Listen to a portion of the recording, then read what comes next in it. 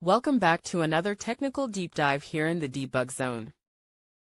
Today, we're tackling a big question and breaking it down with insights from other users. Hopefully, this clears up some misconceptions and helps you get the answer you need. So buckle up, stay a little curious, and let's jump right in.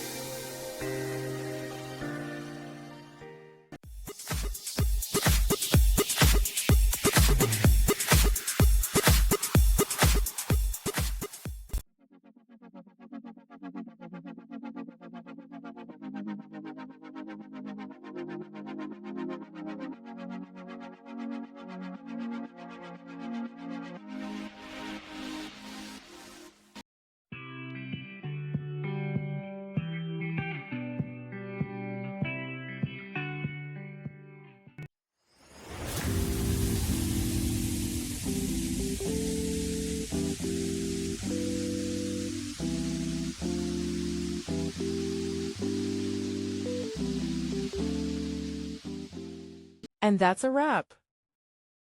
I hope you found the answer you were looking for. If you did, take a second to hit that subscribe button. It really helps out. And let me know in the comments which solution worked best for you. See you next time in the debug zone.